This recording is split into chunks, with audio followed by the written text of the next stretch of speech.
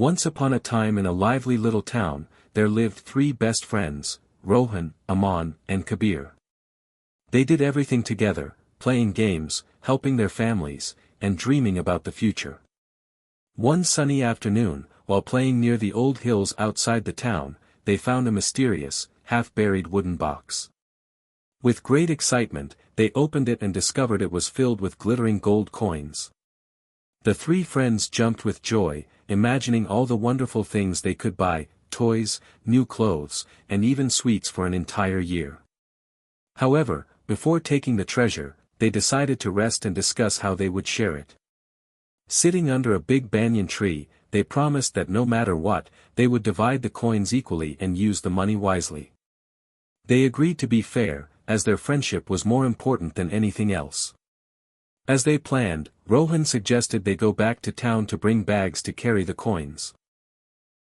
Aman volunteered to stay behind and guard the treasure, while Rohan and Kabir ran back. As Aman sat alone, he stared at the gold and dark thoughts entered his mind.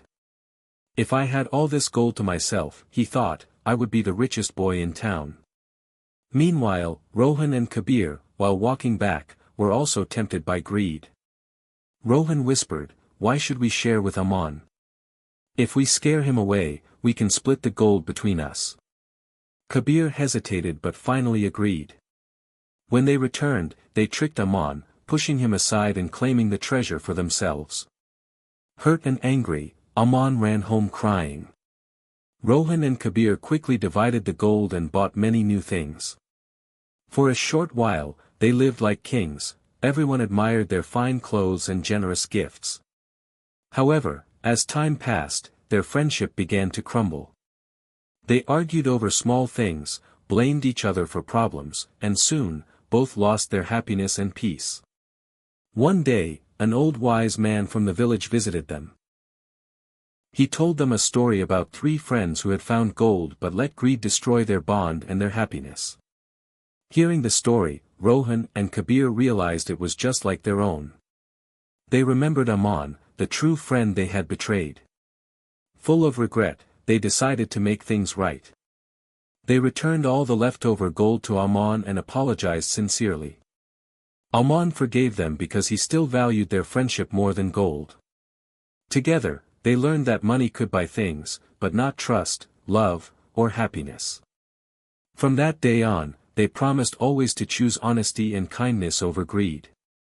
Their bond grew stronger than ever, and they became known throughout the town not for their riches, but for their loyalty and goodness. The children of the village learned from them that true wealth lies in friendship, honesty, and a pure heart, treasures far more valuable than gold. Once upon a time, a little mouse was wandering through the forest, weak and exhausted. She had not found food for many days despite her tireless efforts. Everywhere she searched, she found nothing to eat, and as the days passed, she grew thinner and weaker. Her tiny stomach rumbled with hunger, but no matter how hard she tried, she could not find anything to satisfy her needs. One day, while exploring a farmer's barn, the mouse stumbled upon a basket filled with golden, delicious corn. Her eyes sparkled with joy, and her nose twitched with excitement. As she carefully examined the basket, she noticed a tiny hole on one side, just big enough for her to squeeze through. Desperate for food, she wiggled her thin body inside and finally reached the precious grains. Overcome with hunger, she devoured the corn greedily, eating far more than she needed. As time passed, the mouse continued eating, enjoying the long-awaited feast. She took bite after bite, relishing the taste, unaware of how much she had consumed. Days went by, and the once thin mouse became plump and full. She had eaten so much that she barely recognized herself. Her belly was round, her legs felt heavy, and she could no longer move as quickly as before. Satisfied with her feast, the mouse decided it was time to leave. She made her way to the tiny hole she had used to enter, but to her horror, she realized she was now too big to fit through. She pushed and squeezed, but no matter how hard she tried, she could not get out. Fear gripped her as she started to panic. "Oh no! What have I done? How will I escape?" she cried out in despair. Hearing her cries, a passing rat stopped and peered into the basket. "What's wrong, little mouse?" he asked. The mouse explained her situation, pleading for help. The rat listened carefully and then shook his head with a knowing smile. "You have eaten too much, my friend. The only way out is to wait. If you want to escape, you must stay inside for a few days without eating. Only then will you become thin again and fit through the hole." The mouse realized her mistake. She had been so greedy that she had trapped herself. Now, despite having plenty of food, she had no choice but to starve until she could escape. She sighed in regret, understanding that sometimes, too much of a good thing could turn into a problem. Once upon a time in a forest, there lived a busy little ant named Andy. He was always doing something, running here and there, and never taking any breaks. One day, a carefree grasshopper named Greg came by and saw Andy and his hard work. "Why do you work so hard, Andy? You should relax and have some fun like me," said Greg. Andy replied, "I have to save up for the winter, so I can survive through the cold months." "Oh, you can worry about that later. Enjoy life now," Greg said and hopped away. The season changed, and winter arrived. Andy had plenty of food and a warm home, but poor Greg was shivering and starving in the cold, with nothing to eat. Andy felt sorry for Greg and offered to share his food and shelter. Grateful for the kindness, Greg learned his lesson and promised to be more responsible in the future. The moral of the story is that hard work and planning ahead are essential to succeed in life. Don't let fun distract you from important tasks, or you may regret it later. Once upon a time, there was a sweet little girl who always wore a Red Riding Hood. Because of this, everyone called her Little Red Riding Hood. One day, her mother gave her a basket filled with bread, butter, cake, and berries, and asked her to take it to her grandmother who was feeling sick. Her mother warned her not to talk to strangers and to stay on the path through the forest. Little Red Riding Hood's grandmother lived in a cottage deep in the woods, about half an hour away. As the girl walked along the path, a wolf appeared from behind the trees. Although Little Red Riding Hood didn't know he was dangerous, she greeted him politely. The wolf asked where she was going, and she told him she was on her way to visit her sick grandmother. Curious, the wolf asked what was in her basket, and she explained it was food to help her grandmother feel better. The wolf then slyly asked where her grandmother lived, and the girl pointed the way. As they continued walking, the wolf had a clever idea. He suggested that Little Red Riding Hood pick some flowers for her grandmother. While she stopped to gather a few, the wolf ran ahead to the grandmother's house. When the wolf arrived, he knocked on the door and imitated Little Red Riding Hood's voice. "It's me, Little Red Riding Hood," he said. The grandmother, not realizing it was the wolf, let him in. The wolf quickly locked her in a closet and dressed in her clothes, climbing into her bed to wait for the girl. A little while later, Little Red Riding Hood arrived at the cottage. She noticed something was strange. "Grandmother, what big eyes you have," she said. "All the better to see you with," the wolf replied. "What big ears you have," she continued. "All the better to hear you with," he answered. Then she said, "What big teeth you have." And the wolf growled, "All the better to eat you with." He jumped out of the bed, but before he could harm her, a passing woodcutter heard the commotion, ran inside, and scared the wolf away. The woodcutter rescued the grandmother from the closet, and everyone was safe again. From that day on, Little Red Riding Hood always remembered to stay on the path and never talk to strangers. In a small town, two thieves, Raju and Bantu, were infamous for their silly mistakes. They were always trying to steal, but their foolishness never let them succeed. One day, they planned to rob a jewelry store at midnight, thinking they would finally become rich. When the night arrived, they wore black clothes and tiptoed toward the shop. However, in their excitement, they forgot to check if the store had a security alarm. As soon as Raju tried to break the lock, a loud siren blared, waking up the entire neighborhood. Panicking, they ran as fast as they could, only to realize they had forgotten their motorcycle behind. The police arrived and easily identified them through the CCTV footage. Determined not to give up, the next day, they decided to rob a house instead. This time, they chose a wealthy businessman's home. As they climbed through the window, they accidentally entered a dog's kennel instead of the house. The fear-scarred dog barked loudly and chased them down the street. Tired and humiliated, Raju and Bantu sat on a bench, wondering why they always failed. Just then, a police officer tapped them on the shoulder. Looking for something, he asked, holding up their forgotten motorcycle keys. Realizing their mistake, the foolish thieves had no choice but to surrender. From that day on, they decided that stealing was not for them. Instead, they opened a small tea stall and became famous, not as thieves, but as the best tea makers in town. It was a bright and joyful Eid morning. A group of friends, Ayan, Zoya, Hamza, and Noor, gathered in their neighborhood after the Eid prayer.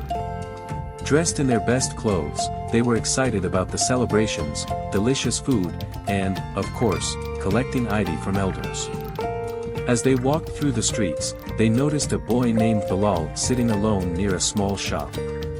His clothes were old, and he looked sad while watching other children laugh and play. Noor hesitated but then said, "Why don't we ask him to join us?" The friends approached Bilal and greeted him with Eid Mubarak. Ayan asked, "Why are you sitting here alone?" Bilal smiled faintly and said, "I don't have new clothes or money to celebrate like you all." The kids looked at each other and instantly knew what to do. Zoya took off her beautiful bangles and gave them to Bilal's little sister, who was sitting nearby. Hamza handed Bilal some of his Eid, and Noor offered him sweets from her bag. "Eid is about sharing happiness," Ayan said warmly. Bilal's eyes filled with tears of joy. "Thank you. Now I truly feel like it's Eid." The children spent the day together, playing and laughing. That day, they learned that Eid was not just about gifts and money but about kindness, generosity, and making others happy. Moral: true joy comes from sharing and spreading happiness, especially with those in need. One sunny afternoon, a little puppy named Bella wandered into the park. She was playful and curious, sniffing around the grass and chasing butterflies. But soon, she realized she had strayed too far from home. The park was big, and she couldn't see her owner anywhere. Feeling scared and alone, Bella whimpered and barked for help, hoping someone would hear her. Just then, a kind-hearted girl named Emma was playing nearby. She heard Bella's soft cries and rushed over. Seeing the little puppy's sad eyes, Emma gently patted her head and said, "Don't worry, little one. We'll find your owner." She picked Bella up and started asking people in the park if they had seen anyone looking for a lost puppy. After searching for a while, Emma finally spotted a worried man calling out Bella's name. As soon as Bella saw him, she barked excitedly and wagged her tail. The man ran over and hugged his little puppy, thanking Emma for her kindness. Bella licked Emma's face happily, as if saying, "Thank you," in her own way. Emma smiled, feeling warm and happy inside. She had helped someone in need, and that made her day even brighter. Moral: helping others brings happiness, kindness makes the world brighter. One sunny afternoon, a little puppy named Bella wandered into the park. She was playful and curious, sniffing around the grass and chasing butterflies. But soon, she realized she had strayed too far from home. The park was big, and she couldn't see her owner anywhere. Feeling scared and alone, Bella whimpered and barked for help, hoping someone would hear her. Just then, a kind-hearted girl named Emma was playing nearby. She heard Bella's soft cries and rushed over. Seeing the little puppy's sad eyes, Emma gently patted her head and said, "Don't worry, little one. We'll find your owner." She picked Bella up and started asking people in the park if they had seen anyone looking for a lost puppy. After searching for a while, Emma finally spotted a worried man calling out Bella's name. As soon as Bella saw him, she barked excitedly and wagged her tail. The man ran over and hugged his little puppy, thanking Emma for her kindness. Bella licked Emma's face happily, as if saying, "Thank you," in her own way. Emma smiled, feeling warm and happy inside. She had helped someone in need, and that made her day even brighter. Moral: helping others brings happiness, kindness makes the world brighter. Once upon a time, in a small village, there lived two cats who were very good friends. One fine day, as they were wandering around, they found a delicious loaf of bread lying on the street. Both cats were overjoyed and decided to share it equally. But when it came to dividing the bread, they couldn't agree on who should do it. "I should be the one to divide it," said the first cat. "No, I should do it," argued the second cat. They kept quarreling, unable to reach a decision. Just then, a clever monkey happened to pass by. He overheard their argument and, seeing an opportunity, stepped in. "Dear friends, why are you fighting?" he asked. The cats explained their problem, and the monkey smiled slyly. "Let me help you. I will divide the bread into 2 equal parts," he offered. The cats, desperate for a solution, agreed. The monkey tore the bread into 2 pieces, but one was slightly larger than the other. "Oh no! This isn't fair," he said, pretending to be concerned. "Let me fix it." He took a big bite from the larger piece, but now the smaller piece was bigger. "Oops! Now this one is bigger," he said, and took another bite from the other piece. The same thing happened again and again, and the monkey kept eating more and more. Before the cats realized what was happening, the monkey had eaten the entire loaf of bread. He patted his belly, grinned, and said, "Thank you for the delicious meal." Then he climbed up a tree and disappeared, leaving the 2 cats staring at each other in shock. Only then did they understand their mistake. Had they trusted each other and divided the bread themselves, they would have both enjoyed it. But because of their foolishness, they were left with nothing. The Fox and the Grapes. One hot summer afternoon, a hungry fox wandered through the forest searching for food. His stomach growled as he sniffed the air, hoping to find something delicious to eat. Suddenly, he spotted a luscious bunch of ripe, purple grapes hanging from a high vine. His mouth watered at the sight of them, and he eagerly approached the vine. The fox stood on his hind legs and stretched as far as he could, but the grapes were just out of reach. Determined, he took a few steps back and leaped into the air, snapping his jaws. But he missed. He tried again, jumping higher this time, but still, the grapes remained untouched. Frustrated, he paced around and tried one last time with all his strength. Again, he failed. Breathing heavily, the fox sat down and glared at the grapes. His pride was hurt, and he didn't want to admit defeat. After a moment, he scoffed and said, "Those grapes are probably sour anyway. Who would want to eat them?" With that, he turned away and trotted off into the forest, pretending he never wanted them in the first place. The moral of the story is that people often belittle what they cannot have. Instead of accepting failure or working harder, they convince themselves that what they desired wasn't worth it in the first place, just like the fox did with the grapes. This fable teaches us not to let disappointment cloud our judge. 2 friends were traveling when they sought shelter in a witch's hut for the night. The witch, cunning and mysterious, offered them a drink. Unbeknownst to them, the drink was poisoned. As fate would have it, one of them accidentally dropped the drink, and it spilled onto their horse.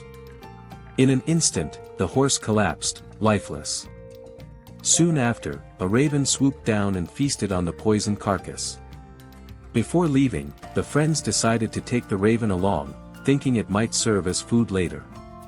After a long journey, they reached an inn, where they handed the raven to the cook and requested a meal. The cook prepared a raven soup, which was served to the guests at the inn. However, soon after eating the soup, 12 people fell to the ground, poisoned. The raven had unknowingly carried the poison from the dead horse into the soup.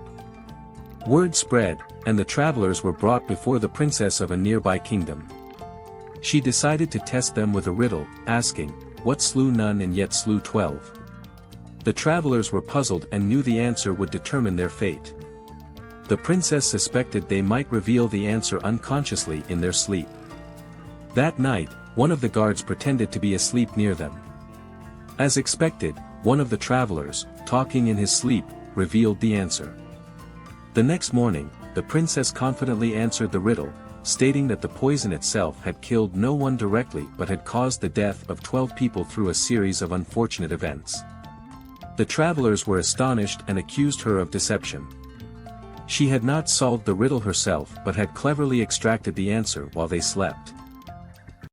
Once upon a time, in a vast jungle, there lived a proud and boastful horse. He believed himself to be the fastest and strongest creature in the forest. One day, while trotting along a path, he noticed a small snail moving slowly. Amused by the snail's sluggish pace, the horse began to mock him. "Hey, snail! You're so slow. Why don't we have a race and see if you can even keep up with me?" the horse laughed. The snail felt insulted by the horse's arrogance. Though he knew he wasn't fast, he wasn't willing to back down. "Fine. Let's race," he replied. "We will meet here on Sunday and see who wins." The snail hurried home and called for a meeting with all the other snails in the jungle. He told them about the race and the horse's taunts. Together, they came up with a clever plan to outsmart the horse. Since all snails looked the same, they decided to position themselves along the racetrack, hiding at small distances from one another. On Sunday morning, long before the race began, the snails took their positions. When the race started, the horse galloped ahead confidently. After a short distance, he looked down, expecting to see the snail far behind. To his surprise, the snail was ahead of him. Shocked, the horse increased his speed, but every time he looked down, the snail was still ahead. Determined to win, the horse ran faster and faster, pushing himself to his limits. Yet no matter how hard he tried, the snail always appeared in front. Exhausted and bewildered, the horse finally stopped and admitted defeat. "All right, I lose," he sighed. The snails, hidden along the path, chuckled among themselves. The clever trick had worked, and the proud horse had learned a lesson in humility. From that day on, the horse never underestimated others, no matter how small or slow they seemed. Moral of the story: intelligence and teamwork can overcome even the greatest strength and speed. Ayan sat on the old wooden bench outside his small house, staring at the dark clouds gathering in the sky. Life had been nothing but a series of storms for him. Ever since his father passed away, he had to drop out of school and work at a mechanic shop to support his mother and younger sister. Every day was a struggle, and sometimes, he wondered if things would ever get better. One evening, while fixing a car, Ayan overheard a customer talking about a scholarship program for underprivileged students. His heart raced. Could this be his chance? That night, he stayed up late, filling out the application with shaking hands. Days turned into weeks, and just when he started losing hope, a letter arrived. He had been selected. With relentless determination, Ayan worked harder than ever. He studied under streetlights, attended classes after work, and refused to let exhaustion win. There were moments of doubt, but he held on to one belief: his struggles were shaping his future. Years later, Ayan stood in front of a crowd as the chief guest at a university event. He was no longer the boy who fixed cars to survive. He was now an engineer, building roads and bridges that connected lives. As he shared his story, he saw hope in the eyes of young students facing their own storms. Ayan smiled. He had once cursed his struggles, but now, he realized they had been the foundation of his success. Bad times don't last, but the lessons they teach build a great future. Once upon a time, in a lush green jungle, a clever monkey lived on a tall mango tree near a river. The tree bore the sweetest mangoes, which the monkey enjoyed every day. In the same river lived a crocodile with his wife. One day, the crocodile swam to the riverbank, looking for food. The friendly monkey offered him some juicy mangoes. The crocodile was delighted and returned the next day for more. Over time, they became good friends, and the monkey shared mangoes with him daily. One evening, the crocodile's wife grew curious about his new friend. She thought, if the monkey eats such sweet mangoes every day, his heart must be even sweeter. She then cunningly said, "Dear husband, bring me the monkey's heart for dinner." The crocodile hesitated but eventually agreed. The next day, he invited the monkey for a ride across the river.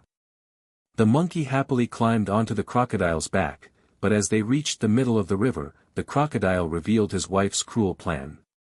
The clever monkey quickly thought of a way to save himself and said, "Oh dear friend, I would have gladly given my heart, but I left it hanging on the mango tree." The foolish crocodile believed him and swam back to the riverbank. As soon as they reached, the monkey leaped back onto the tree and laughed, "You betrayed our friendship, but you can never fool me again." The crocodile, ashamed and defeated, swam away. From that day on, the monkey never trusted him again, and he lived safely in his mango tree. In a small village nestled between green hills, a young shepherd boy was given the responsibility of looking after a flock of sheep. Every day, he took the sheep to a grassy meadow near the village and watched over them. However, the boy often felt lonely and bored with his work. He longed for excitement and attention. One day, he came up with a mischievous idea to entertain himself. Climbing onto a rock, he cupped his hands around his mouth and shouted, "Wolf! Wolf! A wolf is attacking my sheep." Hearing his cries, the villagers rushed up the hill with sticks and tools, ready to protect the flock. But when they arrived, they found no wolf, just the shepherd boy laughing.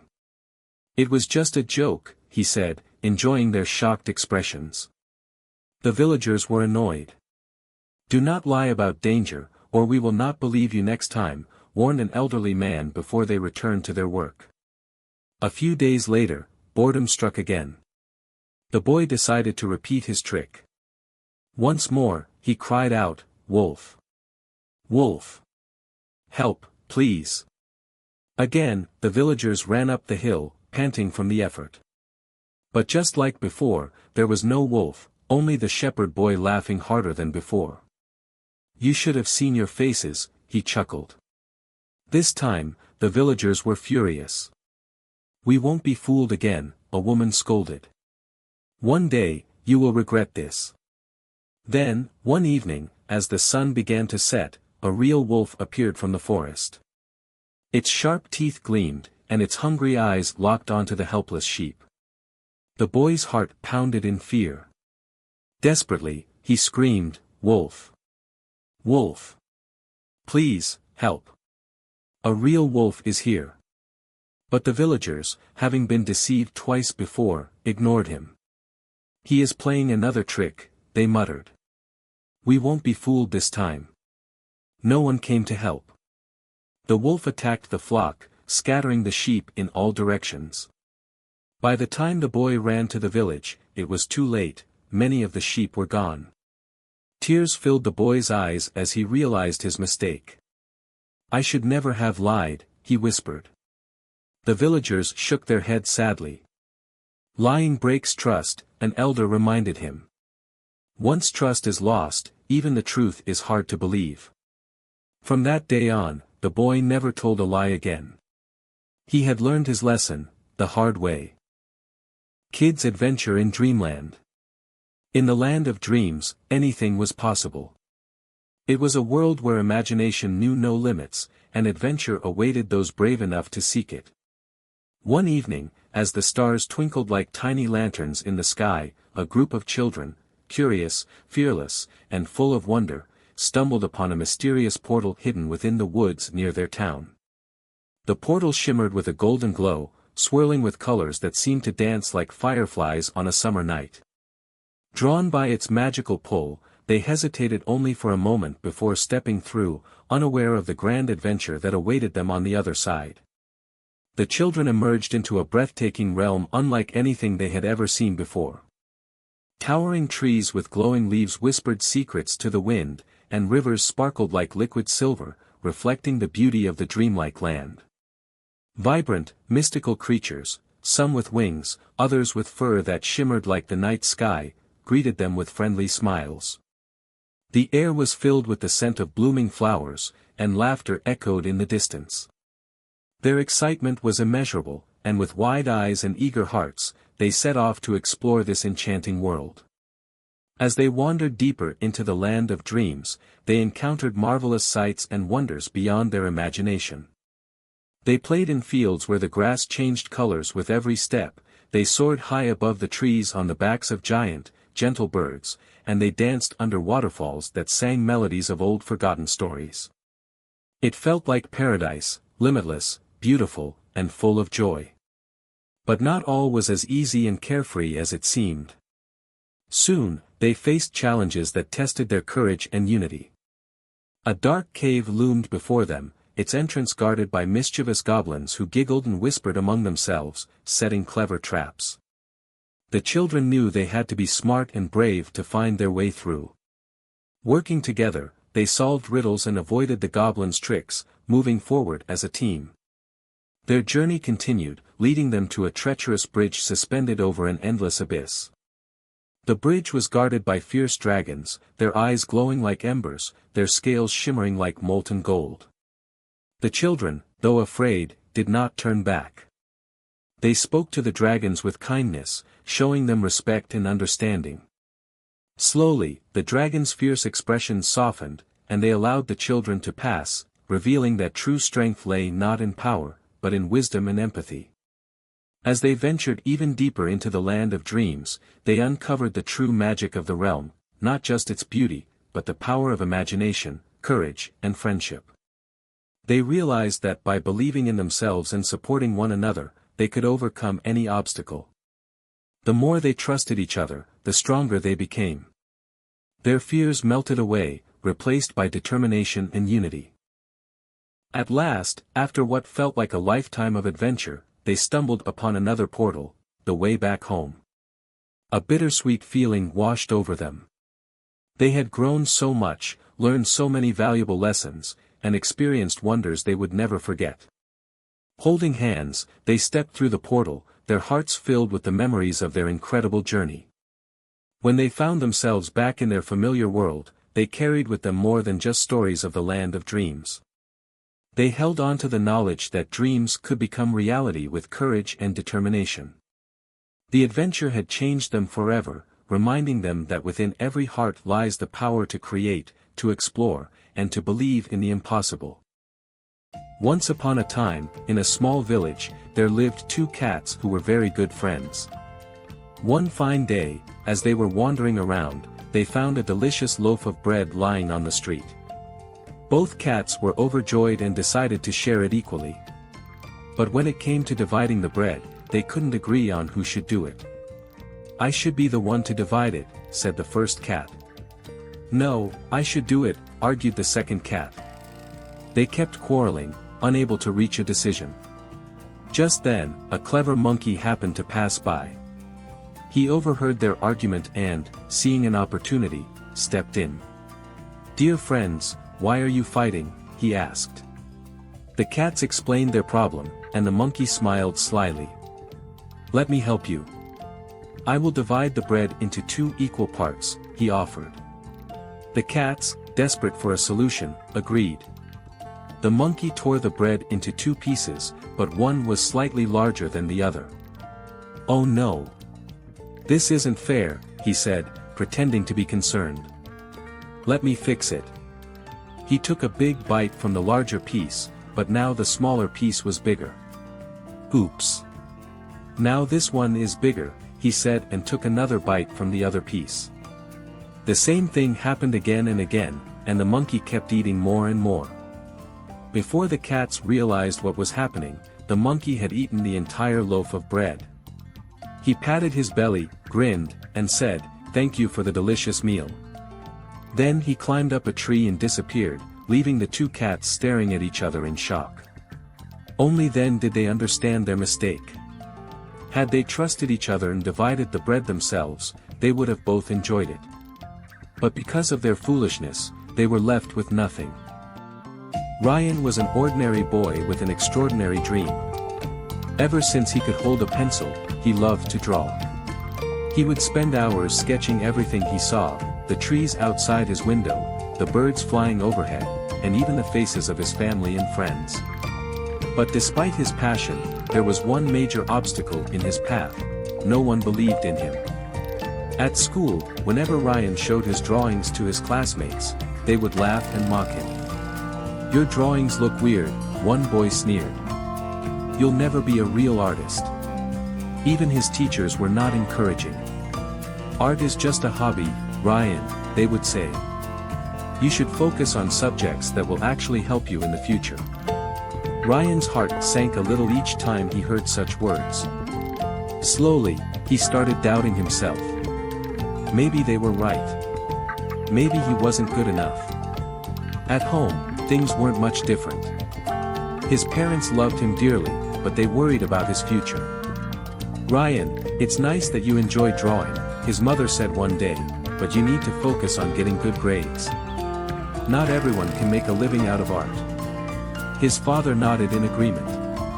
"It's fine as a hobby, but you should think about something more practical, like becoming an engineer or a doctor." Their words were meant to protect him, but they only made Ryan feel even more lost. As days turned into weeks, Ryan started drawing less and less. His sketchbook, which was once his most prized possession, remained untouched on his desk. Every time he thought of picking it up, the voices of his classmates, teachers, and parents echoed in his mind, telling him he wasn't good enough. Doubt had taken over his heart, and he began to believe that maybe they were right, maybe his dreams were just silly fantasies.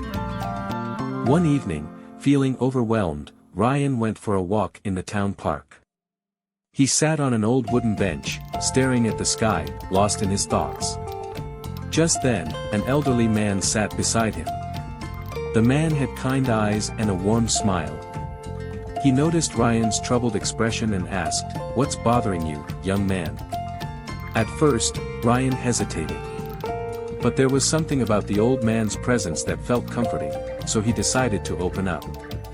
"I love drawing," he admitted, "but everyone keeps telling me I'm not good enough. They say I should focus on something else because I'll never make it as an artist." The old man listened carefully, then chuckled. "Let me tell you a story," he said. "When I was young, I wanted to be a musician. But just like you, people told me I had no talent. They laughed at my dreams and said I was wasting my time. For a while, I believed them. I stopped playing my guitar and convinced myself that they were right. But one day, I realized something. How could I expect others to believe in me if I didn't believe in myself?" Ryan looked up, intrigued. "What did you do?" he asked.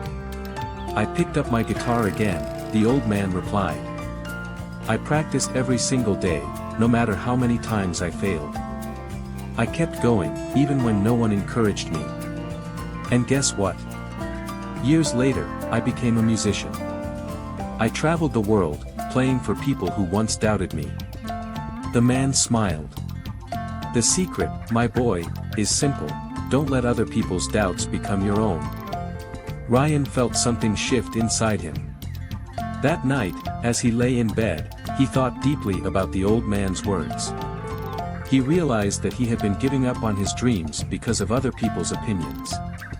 But why should he let their doubts define him? If he truly loved art, he had to fight for it. The next day, Ryan made a decision: he would no longer let fear control him. He picked up his sketchbook and started drawing again. At first, it was difficult. He had let self-doubt hold him back for so long that it felt like he had forgotten how to create. But he pushed through. Every day, he practiced, improving little by little. He studied different techniques, watched tutorials, and experimented with colors.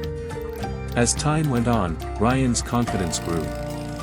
He started sharing his artwork online, where he found a supportive community of fellow artists. Unlike his classmates and teachers, these people appreciated his talent.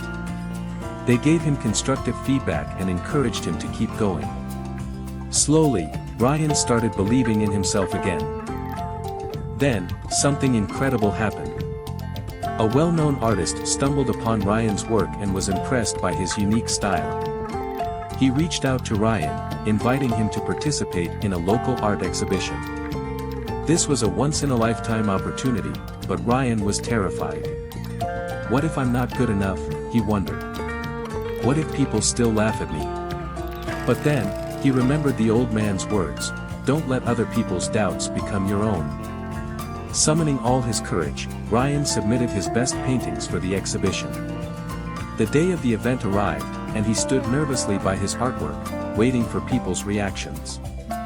As visitors walked past his paintings, he held his breath.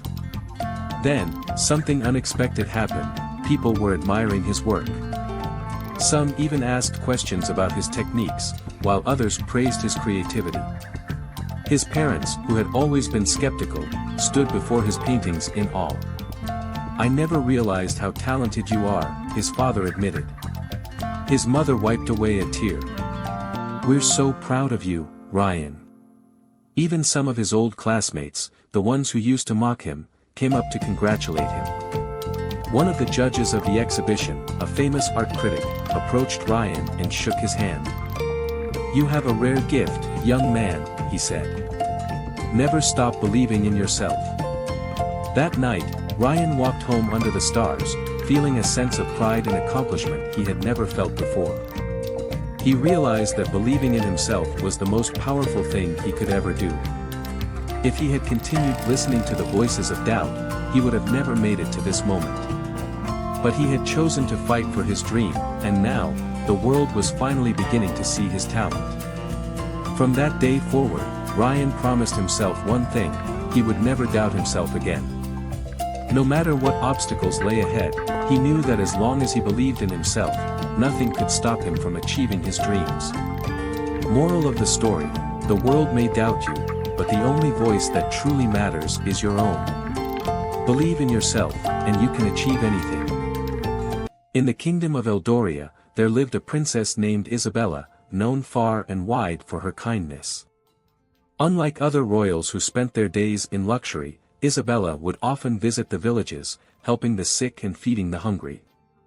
The people adored her, for she treated everyone as equals, from the poorest farmer to the wealthiest merchant. One day, as Isabella walked through the market disguised in a simple cloak, she overheard a woman crying. The woman, Marta, had lost her only cow, which provided milk for her children. Without hesitation, Isabella took off her golden bracelet and handed it to Marta. Sell this, she said with a warm smile, and buy another cow.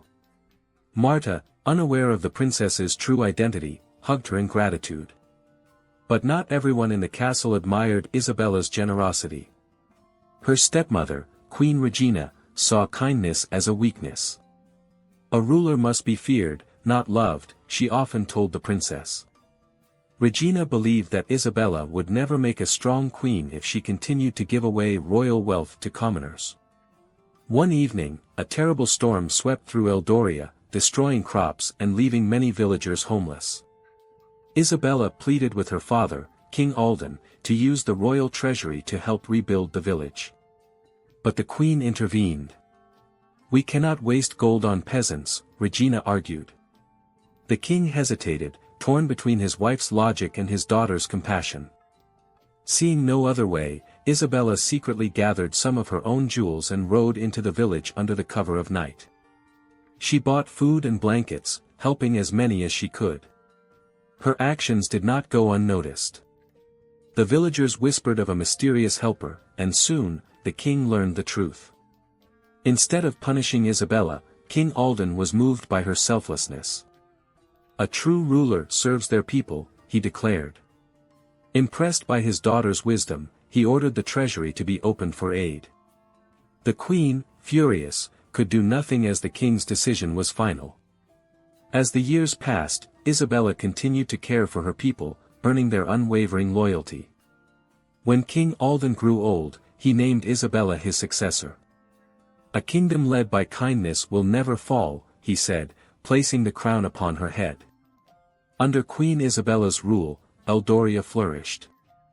She established schools for the poor, provided work for the unemployed, and ensured that no one went to bed hungry. Her kindness spread beyond Eldoria's borders, inspiring neighboring kingdoms to follow her ways. Even Queen Regina, once so cold, softened with time. She saw how the people adored Isabella, and slowly, she came to respect her stepdaughter's heart. In her final days, she admitted, perhaps kindness is not a weakness, but the greatest strength of all. And so, Queen Isabella's name was remembered in history, not as the wealthiest or the most powerful ruler, but as the kindest. And in Eldoria, kindness reigned forever. One day, a wealthy man decided to take his young son on a trip to the countryside. His intention was to show the boy how poor people lived so that he could learn to appreciate their own luxurious life. The father believed that once his son saw the struggles of the less fortunate, he would be more grateful for their wealth. They traveled to a small farm where a poor family lived. The family welcomed them warmly, offering what little they had. The father and son spent 2 days with them, observing their way of life. They ate simple meals, worked in the fields, and watched how the family lived without modern conveniences. On their journey back home, the father turned to his son and asked, "So, my boy, how did you find our trip? What have you learned from staying with this poor family?" He expected his son to acknowledge how difficult life was for the less privileged and to express gratitude for their own fortune. However, the son's response surprised him. The boy thought for a moment and then said, "I learned that while we have servants to serve us, they serve each other. We have 1 dog, but they have 4. We have imported lanterns to light up our garden, but they have the stars at night." The father listened in silence as his son continued. "We buy all of our food, but they grow theirs with love and care. We have a large swimming pool in our backyard, but they have an endless creek, flowing with fresh water. We have high walls surrounding our house to keep us safe, but they have friends who look out for them." The boy paused for a moment and then added, "We live in a big house with all the luxuries, but they have a home filled with love and happiness. We have everything money can buy, yet they have something we don't, contentment and peace." The father was speechless. He had taken his son on this trip to make him appreciate their wealth, but instead, the boy had discovered a deeper truth. He had realized that true wealth was not about money or possessions but about relationships, nature, and a fulfilling life. Finally, the son looked up at his father and smiled. "Thank you, Dad, for showing me how poor we really are." Lily and her little brother Sam loved playing in Maplewood Park.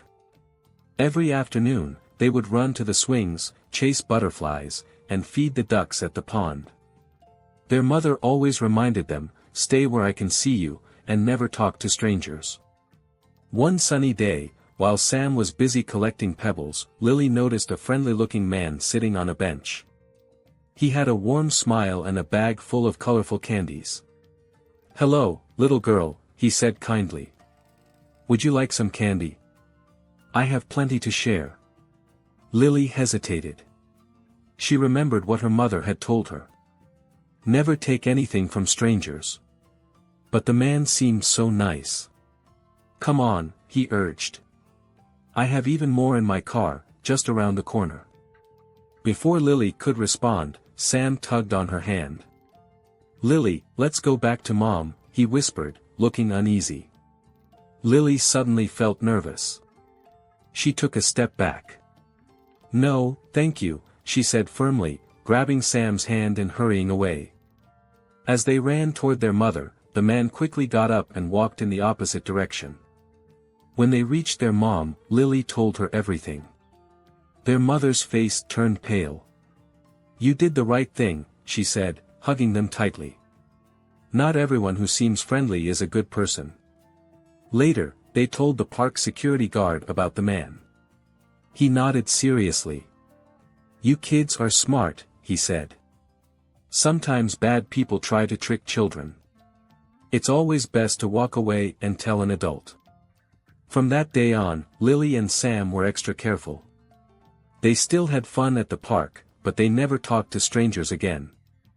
They had learned a very important lesson: not everyone who smiles is a friend. And so, they stayed safe and always remembered their mother's words, trust your instincts and never trust strangers. Once upon a time in a small village, there lived a young boy named Arun. He was kind, hardworking, and loved by everyone. However, Arun had one special quality that made him stand out: he always spoke the truth, no matter what the situation was. His parents taught him that honesty is the best policy, and he followed their advice sincerely.